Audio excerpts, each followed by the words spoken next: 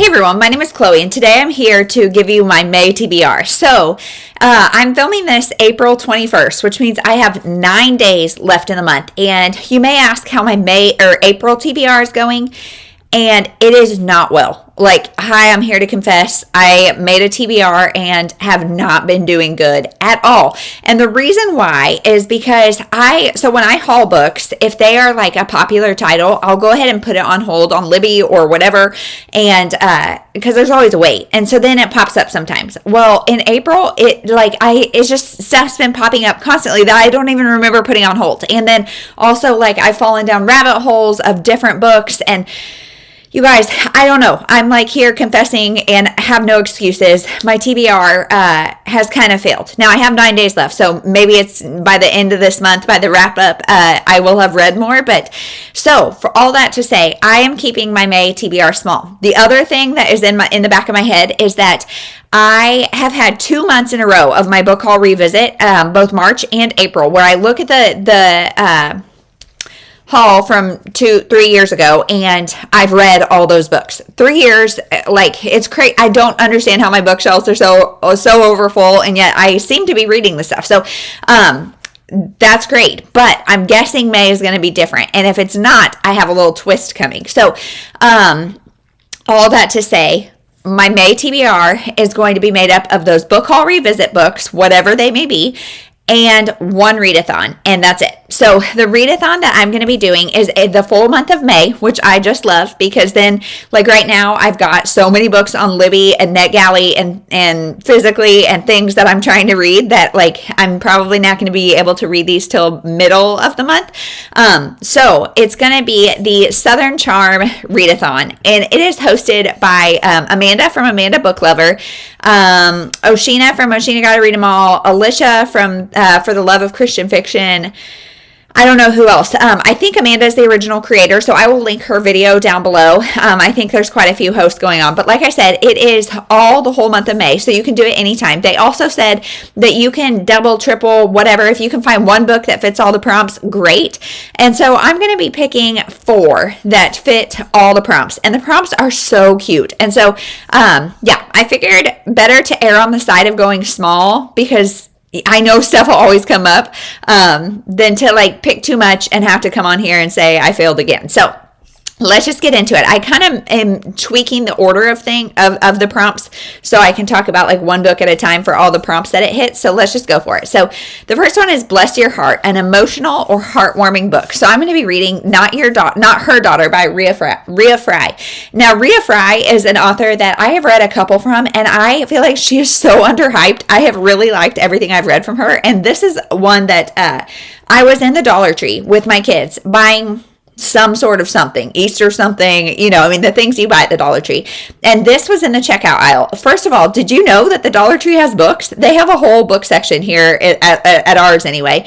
And so this was $1.25, because the Dollar Tree is now the $1.25 tree. But this was $1.25. And this is about a 5-year-old girl who is lonely. She has a mom who's not very nice, a dad who's really not involved, and she's just quiet solitude. She's 5. She's just kind of has to retreat into her own world. Then a woman named Sarah, who is a successful entrepreneur, brokenhearted, and a kidnapper, because she meets Emma, the little girl, for a second time in an airport terminal, and so she takes her. And it says, but if it's to rescue the little girl from her damaging mother, is kidnapping wrong? And it says, so I don't know if we get all 3 perspectives. Amy Townsend is the mother, unhappy wife, unfit mother, unsure if she wants her daughter back. So this is going to be a lot. I think this is going to be pretty heavy, but I think it's going to be really emotional, maybe heartwarming, but definitely emotional as a mother. This just, I don't know, sounds very emotional. So it fits the prompt of Bless Your Heart. And it also is going to fit the prompt of Hey Y'all, a book with more than one POV, because I was looking through this. So we get Sarah, which is the kidnapper. We also get then and now within each person, another Sarah. I saw Amy. I don't know if we get the little girl's perspective or just the 2 moms, but we get both Amy and Sarah, and we get then and now timeline. So it definitely fits multiple POVs. And then this also fits all the fixins, a book in multiple genres. And so this one I think is going to be a little bit of women's fiction, a little bit of like thriller, domestic drama, so kind of can blur those lines. So yes, this one fits 3 different prompts. It's got all the fixins, hey y'all, and bless your heart. So let's move on to the next book. This one could also fit for all the fixins because this is The Boardwalk Bookshop by Susan Mallery. Susan Mallery, so often, she is one of those authors that does a really good mix of women's fiction and romance. Some are more romance, some are more women's fiction, but I would argue that all of them have a blend. And so this could count for multiple genres. This is also counting for the prompt of sweet tea, a book with something sweet on. Oh, no. I'm sorry. It doesn't. It also counts for hot as blazes, a book with a hot setting, because this takes place in LA. And then it's also going to count for, let's see, Chicken and Dumplings, a book that you think will be a comfort read. So I love these. So let me tell you what this is about. So this is about fate brings 3 strangers to a charming space for lease on the California coast. The Boardwalk Bookshop is born. Part bookstore, part gift shop, part bakery. It's a dream come true for Bree, Mickey, and Ashley. But while their business is thriving, their personal lives are not. So then it dives into the personal lives of each of them. There's some romance because I think Bree is wounded by brilliant but cold parents, her late husband's ultimate betrayal, et cetera, et cetera. Ashley, Ashley's brother and Bree end up having a romance, Mickey's divorce, etc. So there's a lot of relationship dynamics both within the women's lives and within each other. And I just love reading these kind of books, especially now that it's spring, summer, thinking about like the hotter setting. All of that is going to be perfect. So this also fits Howdy Partner, book featuring friendship or family. Sounds like it's going to hit both, so that's great. And I think that's it. So this also hits 3 prompts. All the fixins, hot as blue blazes, and chicken and dumplings. So let's get into the next book. So now we're getting into Sweet Tea, a book with something sweet on the cover or a sweet story. So I'm going to be reading the first in the Miss Julia series. This is Miss Julia Speaks Her Mind by Anne B. Ross. It says the first novel in the beloved Miss Julia series. So I hauled the first 6 of these from my library bookstore.